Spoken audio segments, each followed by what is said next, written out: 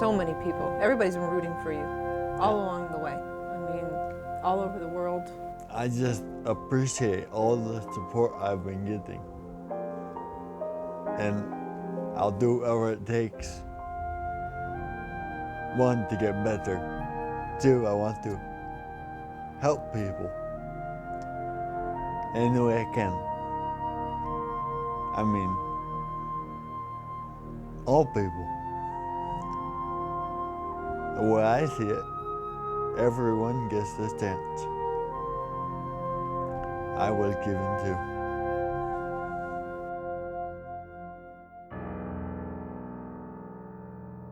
Matthew's company left Fort Bragg on September 7th. I'll do my job, I'll do my best, and I'm gonna come back. I'm gonna be a tough SOB.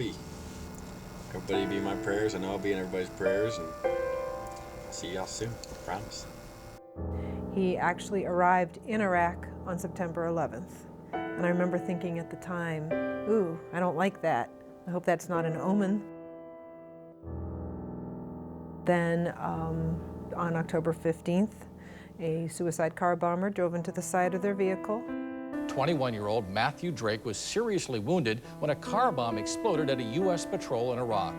Drake suffered 7 fractures in the bombing, including in his skull, spine, and jaw. He has a steel rod in his arm and still has shrapnel under his skin.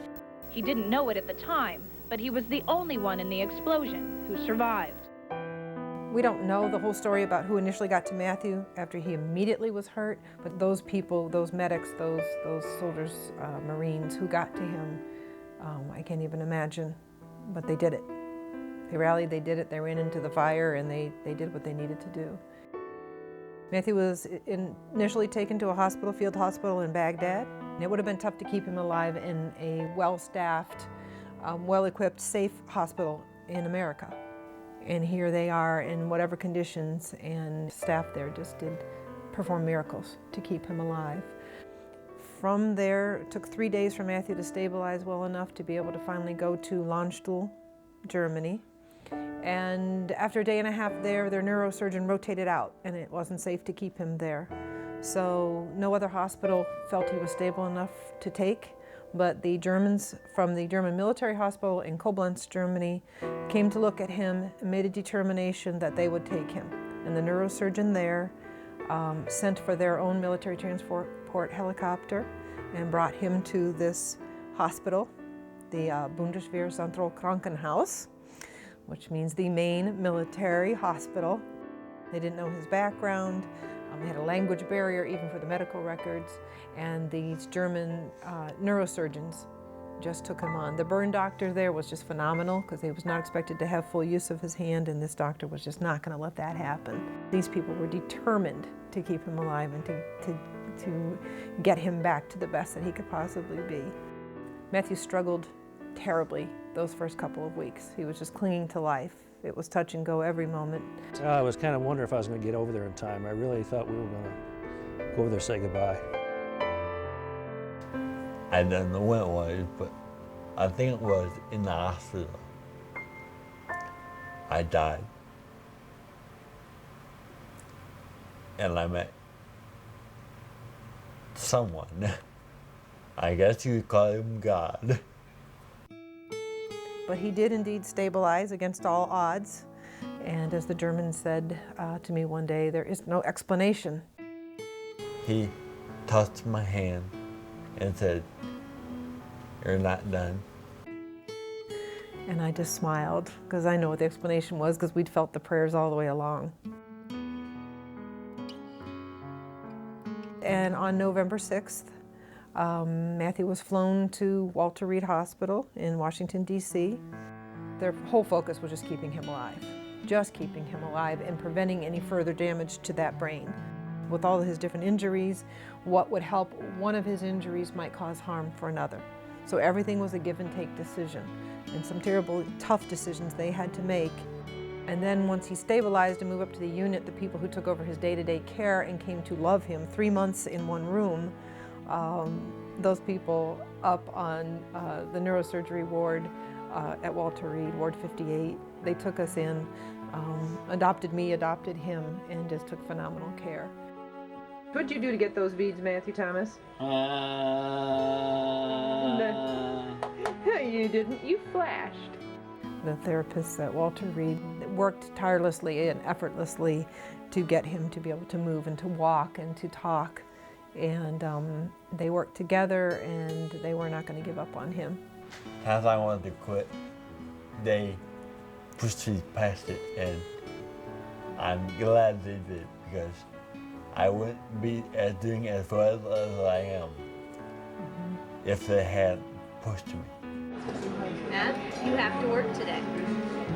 You have to do your work. Okay? Okay. Today's work. They're just in our hearts forever. Right now. On February 20th, we flew to Tampa, Florida, to a traumatic brain injury rehab acute care center there. It's a VA hospital. And the therapist there once again pushed him beyond where he thought he could go and where he wanted to go necessarily, and every time helped him see the triumph in continuing to work and work so hard. And that's what he did. And then they would share in the joy and the victory, and be just as excited as we were for every little step that he took. And then they prepared us and got him ready for the next step. Good job! Okay. Woohoo, you win the prize!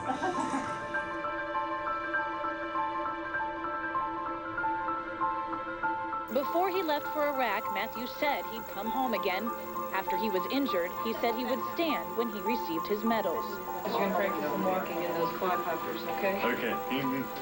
He kept his word on both. This is to certify that the President of the United States of America has awarded the Purple Heart to Specialist Matthew T. Drake. Congratulations. Thank you. He has just demonstrated the capability to come back against all odds. The discipline, the stamina, and the attitudes of some of these people who you've met is just inspiring. It's awesome. I don't know how they do it. I want to learn. It's not easy. It's not just about just time. It's personal energy. It's working hard. It's rehabilitation. It's desire. I remember my friends I lost. Mike, John, Eddie, and the Marine. Just, I have to keep going for them. I think the primary thing that keeps both of us going is our faith, because that is the absolute only unwavering thing. I have my days where I've been mad that I lost my friends and I'm the way I am. I just keep thinking back to when I met God. We stayed in Tampa until May 4th. We were then flown to Ann Arbor, Michigan, and he was in the VA hospital there. And once again, 2.5 months there. They had to tailor their program, their therapists had to tailor their program, the whole doctors, nurses, the whole staff had to make extra team effort to coordinate his care, and they did it. They willingly did it. He left there on July 21st to go to Eisenhower Center, a traumatic brain injury rehab center. Eisenhower Center took him in and worked so hard to refine the skills, the big skills that he had learned, to really make them work for daily living. And once again, phenomenal care. As Matthew recovered, it was becoming more and more clear that it was unlikely that he would be out of a wheelchair anytime soon, and we realized that our house just was going to be very difficult. It's not suited for that. Community outpouring has really been tremendous for local soldier Matthew Drake ever since he was wounded in Iraq. He's ready to return home, but cannot until a new room is built to better suit his needs. 10-year-old Drew Savage helped begin fundraising and coordinating plans for the addition. It all began with Drew's teacher at school. She got an article and she handed it out to our class, and I took it home and showed my parents, and I wanted to help ever since. About $45,000 have already been raised to help build that addition, which will actually be more like an apartment. Tonight, nearly 50 builders provided help of their own, donating labor and supplies just to give Matthew a room he could live in. It's awesome. That's all I can say. It's awesome.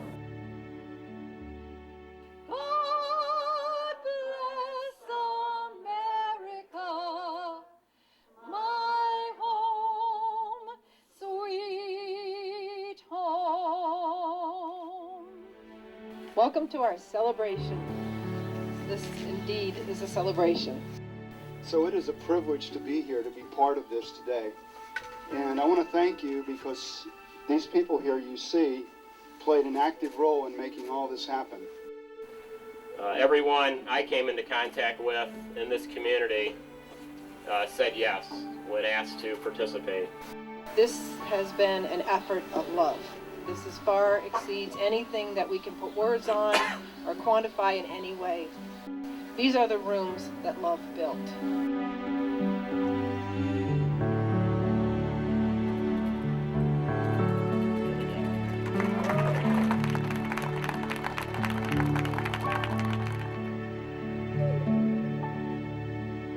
So many things have done to change our house to make it more accessible for Matthew. The ramp up the front is phenomenal. He can just ease on up or down, just holding on.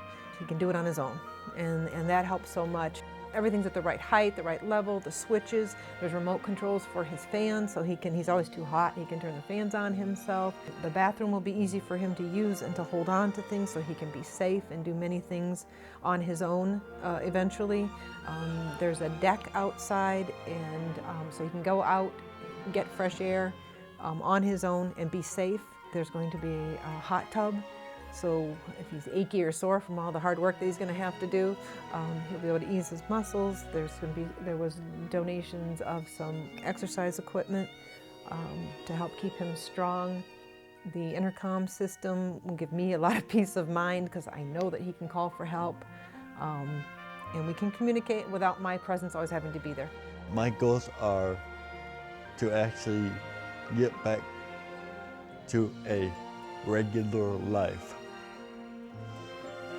I mean, walking and doing things I used to, like wrestling and maybe not, but that's what I used to do. Swimming, definitely. Hanging with friends again. That's just guitar, big time. I love guitar. I think Matthew's looking forward to privacy. I think Matthew is looking forward to Matthew doing what Matthew wants. What are you gonna do in your new room? We're gonna have parties. No, I'm kidding, Mom. Parties in your new room? Maybe. You're invited. I'm invited? Yeah. Uh-huh. For all the parties? Yeah. Matthew's apartment, Matthew's rooms are possible because of just the effort of countless people. I couldn't possibly begin to name all of them because there are those that are visible that we know their name, we know their company, and there's so many of those, but there's so many unseen, unspoken volunteers. There's anonymous donations There were people just who gave cash, and there are so many people out there that have just given from the heart. All we can say is there's this giant band of angels, and each one of them contributed something.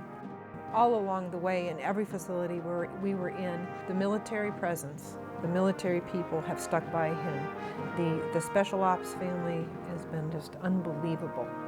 They got to us as soon as they could. They are truly his brothers and sisters, and they have stayed by his side, stayed in contact, and they've not left him yet. The social workers and all the facilities completely took care of us and made sure we had everything we needed and known.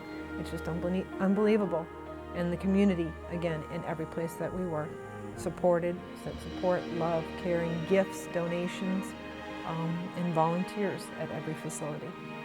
You know, the Red Cross, the Soldiers Angels, Wounded Warrior, all these people with carts, people with, you know, the gifts, the donations just kept coming. I mean, from all across America.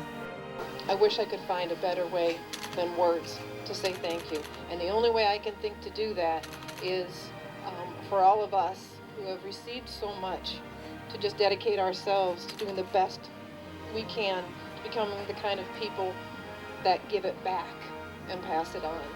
I want everyone to know I am grateful, and I do whatever it takes. I want to help other people. I'm not the only one. I realize that there's a whole world of people that need help. I just don't want anyone to forget the people that were in the vehicle with me. And I really have to stress, don't blame the Iraqis. They were great people. Just blame hatred. Matthew's story is the whole good versus evil and overcoming things. And it's about good things coming from bad things. Finding the hope, the beauty, and the worth in it, and then turning that around and passing it forward. Really, the most important thing I have to say is thank you very much. From the bottom of my heart, thank you.